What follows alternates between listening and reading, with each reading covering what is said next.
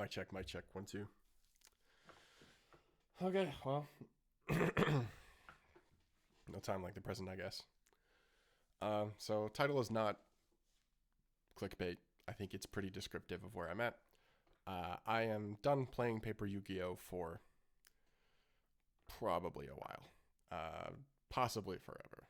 It depends on what happens with the company that is running the game. I can't do this anymore. I had initially planned to write a script for this, and there's probably some chunks of this that I will read off just because I want any arguments or discussion points to come off correctly. But there are a few main factors. Main one is the price of the game, and the way that sets are designed is just unsustainable. It's bad, and any baby steps in the right direction have come with just unbelievable decisions going the opposite direction as far as humanly possible. And it is frustrating that a game that is so good and unique and interesting and fun and that has such a vibrant community continues to just be terrible at keeping those people. And this is the breaking point for me, is Bonfire and the Sinful Spoils package. So I'll try to make this maybe a little bit more coherent. And I guess for those of you who are maybe coming across this and who don't know who I am, I'm nobody. I have a small following on YouTube and Twitter. I'm one of MBT's mods. I was active in the competitive scene probably from the beginning of TOS format through till like, I don't know, 5 months ago. The last major event I played was YCS Vancouver. I did top a regional in April, and I have the Konami bobblehead PFP. I qualified for a remote duel invitational. So I'm on like the very, very outside edge of someone who you could maybe consider to be a somewhat accomplished competitive player. I have a couple of tops. That's what I got. But I'm somebody who's been active for a long time. I've done everything from alt formats to grinding the DB ladder to playing in paper to traveling to YCS events, and I can't do it anymore. So here's why.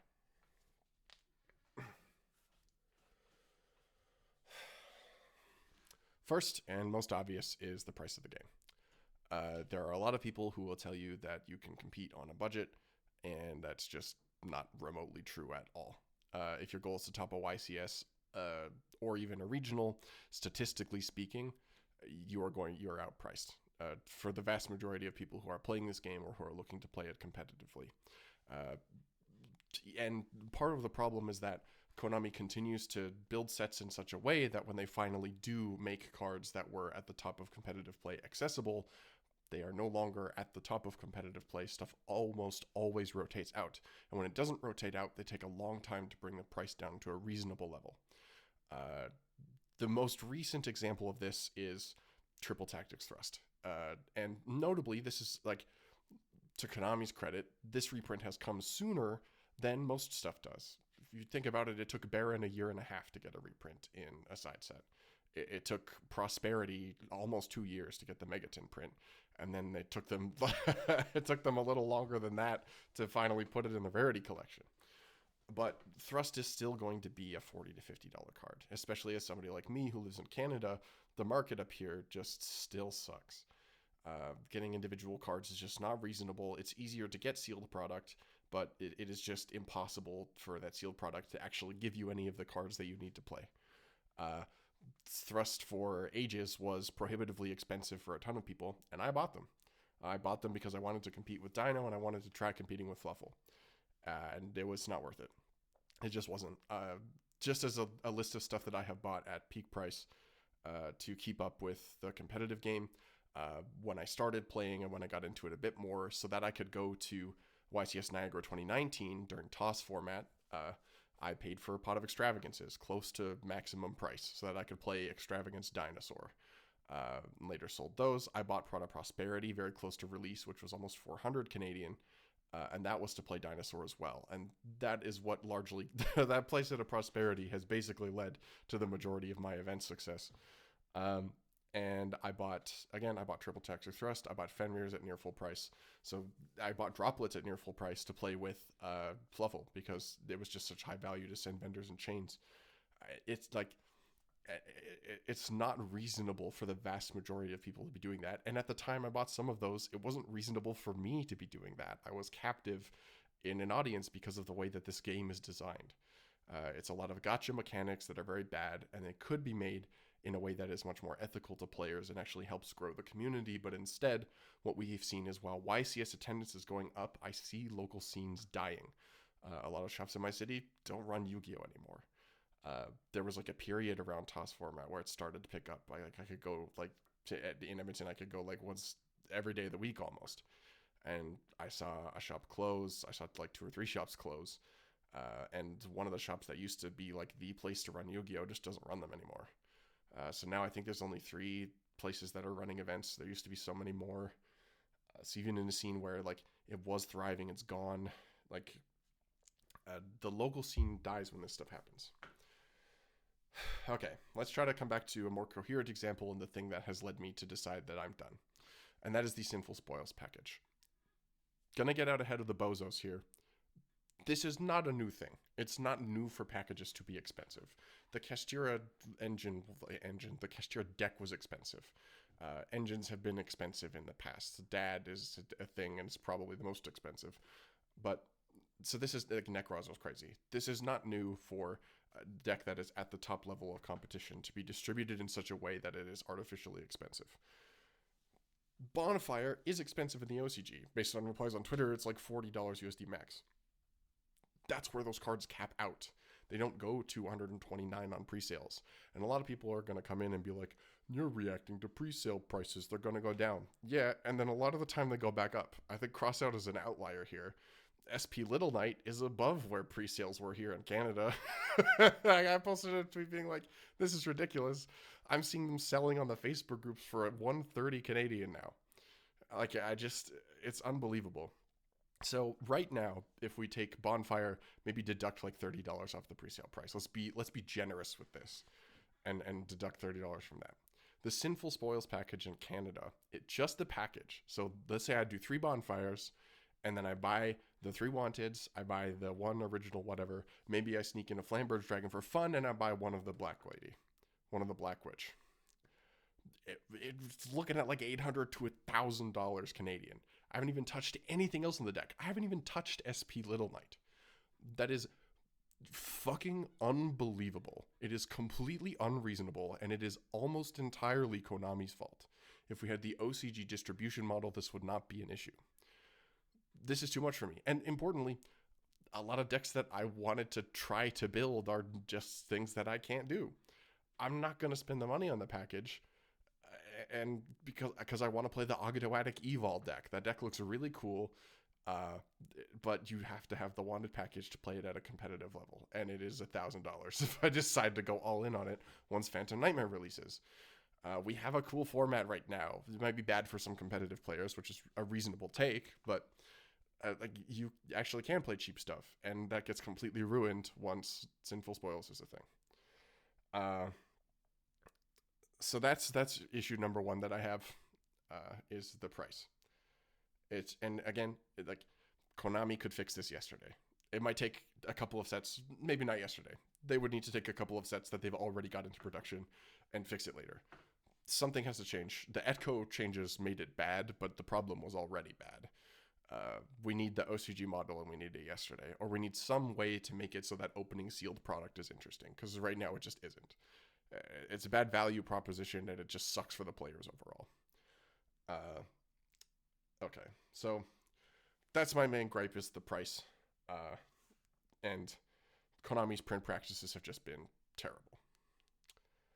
2, ban list philosophy has just been terrible. They limited the floodgates, but they didn't deal with all of them. Anti-spell still exists and is ridiculous. Dimensional barrier still exists and will continue to ruin formats as long as it exists. Featherstorm is still legal. Dimension Shifter is still legal after hitting the only counterplay that existed to it in Gamma. There's just so many things that the balance team gets consistently wrong, and while the last ban list was okay, and it was actually pretty solid, it was one of the best ones we've had in years, there are still a ton of things that have been left unaddressed. And it's also, again, left the vacuum for like the wanted package to go absolutely nuts. This is not a surprise to anybody who's played. It's not a surprise to me, but the ban list is meant to push product. It's not meant to actually balance the game and make it interesting. And I just have disagreed with so many decisions. I can't deal with it anymore. I think the R&D team is just like almost completely incompetent. Like maybe that is arrogant of me to say. I just feel like they're bad at their jobs. Like I just don't think they care. I don't think they care about us at all. And finally, it's not fun to go to locals anymore. I haven't been in a long time. And it sucks because this is an incredible game. There is just like I have like started over the last couple months to try to dip my toes into other TCGs. There is nothing like Yu-Gi-Oh! It doesn't exist. People who are trying to jump ship to find a different game, you will not find it. Yu-Gi-Oh! Is the only thing remotely like it that exists in the space. Alestrals is boring. Pokemon sucks. Pokemon, there's no interaction. One Piece is, I haven't given One Piece an honest chance. Magic is also marred with a bunch of problems due to Hasbro right now. A lot of the other games are too niche or expensive to have a community around them worth participating in. So those are like the three, but like the big gigantic one is price. It's the big gigantic one is the price of the game. And it sucks to be saying this because I love it. I literally like on my desk right now is a Master Duel hoodie. I wear this all the time. I have on my desk, it's a total mess. I have mats from a bunch of events that I have topped or done well at, or that I've purchased, or that a sponsor has sent. Shout out to Grimoire. I have sleeves. I have tons of cards. I just got storage boxes. I have a bunch of tins under my desk.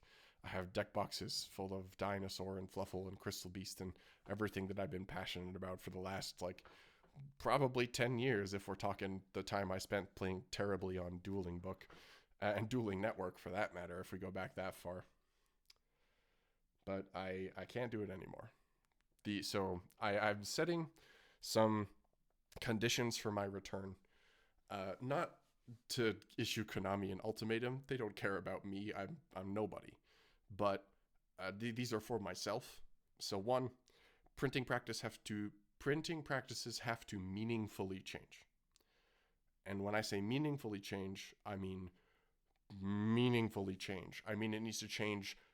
If you don't follow exactly the OCG model, the model has to change to such a point where individual cards are very expensive once in a blue moon instead of every set release. And like the meta defining thing is always crazy expensive. I'm under no illusions that the secondary market will suddenly disappear when that happens. There are going to be fluctuations in the game with this many cards. But the OCG model is an option. Sunny of the Top Cut podcast has sent another couple options. I'm sure it'll come up on the pod. And I don't know how much longer I'll be there either if I'm away from the game. So that's condition one. Condition two, I will return to Master Duel if they ban Max C. That's a whole other video. But condition number two is that I have to see that balance is better. That may be harder for me to view in an objective sense if I am away and keeping up less with the game. But I have to feel like lists are also going in a better direction. And three, I have to feel like it is worth it to open sealed product, because I think opening sealed product is something that is fun, but is just bad to do, and it has been forever. So set design needs to change, card prices need to meaningfully come down, and Maxi needs to get banned in Master Duel, I guess. But and it sucks because there's some fun stuff. I think the last singles that I will probably buy for the foreseeable future are a copy of Kaito Terra and a copy of Hornsaurus, because they'll be incredibly cheap, and I can mess with those when I decide I want to dip my toes into combo again. But otherwise, I will not be playing the paper TCG, and I will not be going to events until something meaningfully changes with Konami. And that might be forever. That it's very possible that they just don't. And it sucks to see local scenes starting to die, and it sucks to come to that realization, because I love the community and I love the game and I love everything else, but I just can't do this anymore.